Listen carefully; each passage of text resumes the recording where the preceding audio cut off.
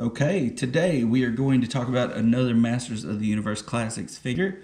This is, of course, Manny Faces, the man of many faces, right? So he was, of course, I'm saying of course a lot. So he was in the original wave of 80s figures, and he was early on in the Classics figures. He was another one that was hard to get for me. I wasn't able to grab him in the early sale, but was able to get him on the secondary market. He actually does have his action feature like he did in the 80s, because I mean, what would Manny Faces be without it? So he does spin here. So there's his monster face. There's the robot face. Yes, I am Manny Faces. And there's his human face, the one that's mostly on display. He looks like he should. He doesn't have the squat pose or anything like that. And then he has his orange blaster, which is recreated to perfection, in my opinion. Manny Faces was in the mini comics. He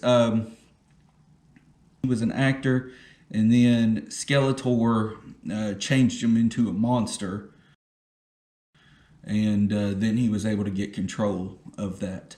So it's the reasoning for like some of his different faces, but he's actually an actor and a warrior, one of the masters of the universe, as they would later be dubbed in the 2002 era cartoons, where the good guys are labeled the masters of the universe. It's not just a blanket term for the whole series, and I think that's kind of up to you as a collector, how you define these toys. Is it the good guys are at the palace and protect the palace? Are they the masters of the universe, or is it everybody? Is it Skeletor's crew and Hordak's crew and the Snake Men and all the good guys that work with He-Man and fight for King Randor? Are all of those guys the masters of the universe? So it's kind of up for debate, really.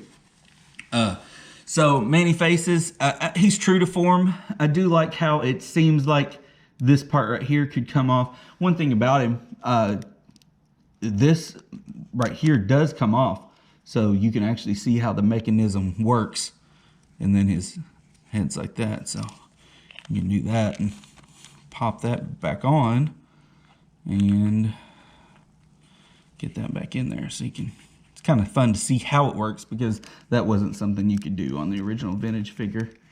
But I mean, he's pretty perfect. Some of the paint is chipping away over time, and the thing is, it's like not like these guys have been out and seen a lot of action. They haven't been out in the yard fighting battles or anything like that. They've basically just been sitting on a shelf, and actually they're in a case right now. It's just age.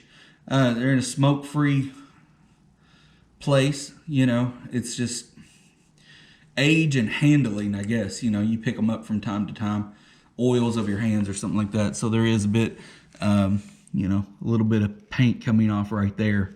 Like I said, I think he's a 2008 or 2009 figure. So sorry if I'm messing up the years. And if you know in the comments, you're welcome to put that in.